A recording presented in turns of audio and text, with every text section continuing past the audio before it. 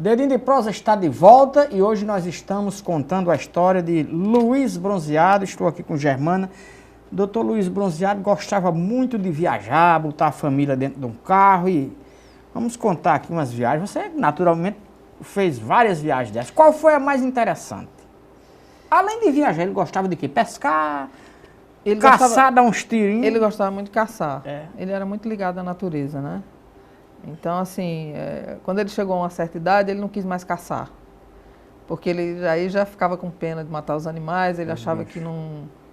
Mas ele gostava muito, ele andou muito pelo Araguaia, fez muitas viagens ao Araguaia. Aquela área ali é perigosa. Sim, viu? mas ali, ele foi... Aquela área ali, mas tem ali uns ele... comunistas ali que deram fim uns comunistas naquela área Não, ali. mas ele ia para a Ilha do Bananal. E era mais, caçar, era mais pescaria e caça. Né? Não era esse tipo de caça, não. Eu sei. Eram quantos filhos?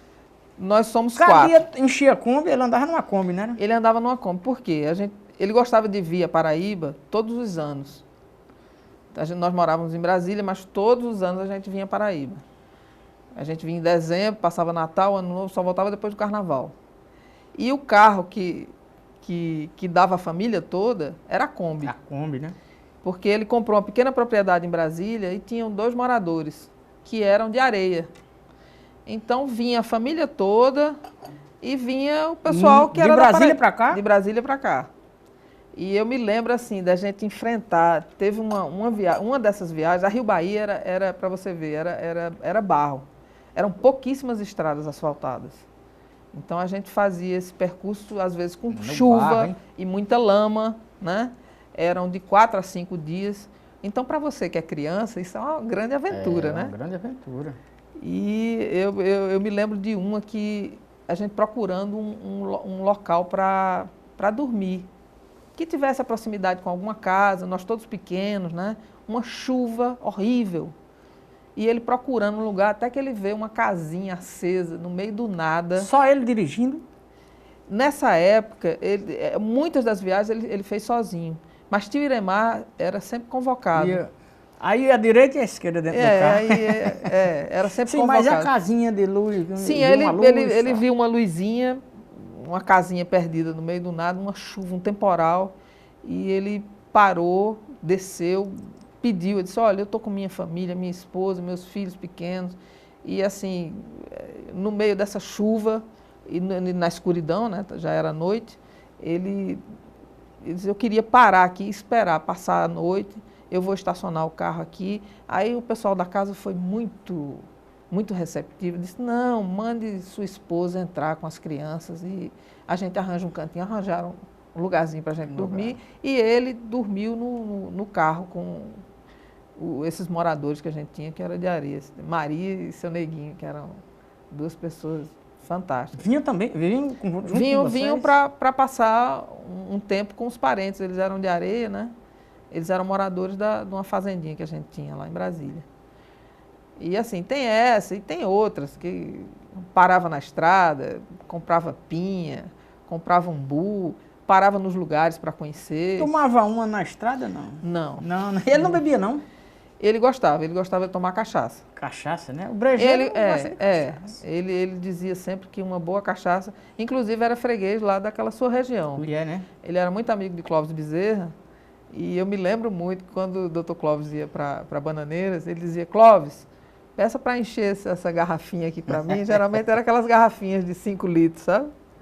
Aí o doutor Clóvis trazia para ele lá de Bananeiras. Eu vi umas fotos que Iremar publicou do doutor Bronzeado e tinha lá ele com Juscelino Kubitschek. Ele era próximo de Juscelino ou aquilo foi só um episódio passageiro? Ali já foi uma outra história. Ele foi abordado uma vez pelo policial rodoviário federal e o policial rodoviário parece que estava alcoolizado e perguntou a ele se ele estava armado. Ele vinha na Kombi com toda a família. E ele tinha o porte de arma, que ele era promotor público, né? E ele disse a verdade. Ele disse, não, eu estou armado, mas é uma arma que eu uso para minha segurança, e o policial quis que ele entregasse a arma. Ele disse, não vou entregar a minha arma. Estou lhe mostrando meu documento, eu tenho porte de arma e Aí depois, com a insistência dele em que ele entregasse a arma, ele mostrou a carteira de parlamentar. Ele disse, olha, eu estou aqui com a minha família, a arma é para defesa pessoal, não é uma arma... Enfim, houve um episódio desagradável, entendeu? Mas ele se posicionou, ele disse que não ia entregar. E não entregou? E não entregou. Mas né, a história teve um desenrolar que levou Juscelino Kubitschek até minha casa. Juscelino admirava muito ele, porque nos pronunciamentos dele, ele sempre defendeu a transferência da capital para Brasília. Embora fosse oposição. Embora fosse oposição. E Juscelino esteve na nossa casa, no nosso apartamento em Brasília, esteve com ele para... Disse que ia mandar apurar esse episódio, o porquê que esse policial fez essa abordagem tão, tão contundente, porque, né? Mas era um presidente da República indo à casa de um deputado federal. É verdade. Agora, qual é a origem de Doutor Bronzeado? Ele era de família tradicional, era de família humilde? Como é a vida dele, o começo da vida dele? Meu avô era fazendeiro, ele tinha uma fazenda. Ah, é vida boa. Plantava, era agricultor. No Brejo. No Brejo, né? Severino Bronzeado. E ele tinha uma propriedadezinha, todos nasceram nessa propriedade, Serrinha. Agora eu me lembrei de um episódio. Entre Remígio e Araras. E Arara, né? Arara. Arara. Arara, Remígio, Esperança, Areia. Eu entrevistei aqui um camarada, ele contou que sua tia gostava de dar uns bolos assim com palmatória. Aí ela era irmã do Doutor Bronzeado, né? Ele era assim também, gostava de dar Não, tia Maria. Tia Maria, pronto. Tia Maria começou a... Era dona do IPEP. Era dona do IPEP. Tia Maria começou... A primeira escola dela foi na fazenda do meu avô, em Serrinha. Começou dando lá. Começou dando nos meninos lá. Foi Foi ela quem alfabetizou ele. Foi? Doutor Bronzeado. É. Irmã mais velha, claro. Irmã mais velha. Ela era mais velha. Foi ela quem o alfabetizou. Ela tinha... Mas ele se queixava que ela batia nele? Não. Não. Né? Não. E ele, como pai, ele às vezes dava umas lapadas boas? Mas não era para educar.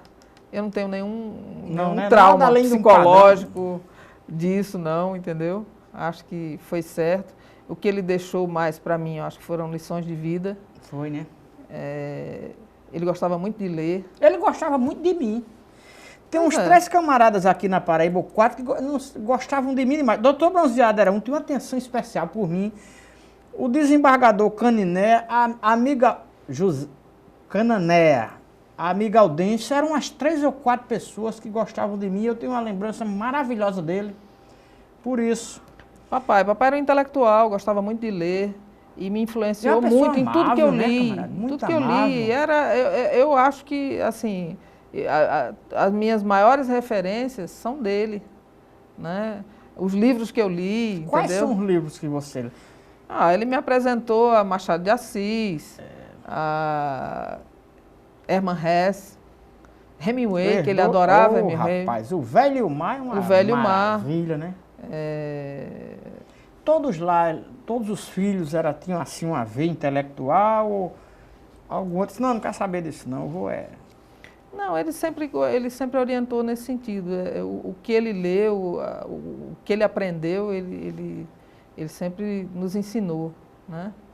O Fernando, o fotógrafo, é seu irmão? Não, o Fernando é meu primo. É seu primo, O Fernando é neto de tia Maria.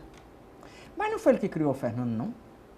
Não. Não? Eu Fernando é filho de Fernando Bronzeado. Meu primo, que era um dos diretores do IPEP. Né? Que era o colégio da mãe dele. Tá. Eu pensei que ele era filho de Doutor Bronzeado. Não. Não, né? É porque eu tenho um irmão mais velho, Luiz Antônio Bronzeado, que também é fotógrafo. Por que tanta fotografia na família? Seu pai gostava de fotografia? Papai era uma pessoa apaixonada por fotografia. Foi ele quem despertou em todos nós essa paixão por fotografia. Aonde ele ia, Wellington, ele só ia com a câmera fotográfica. Registrava tudo. Gostava de registrar tudo. Germano, olha, o papo tá muito bom, mas só tivemos meia hora de conversa, chegamos ao fim. Quero agradecer a você e outra oportunidade a gente continuar esse papo. Eu é que agradeço. Dedinho de Prosa vai ficando por aqui.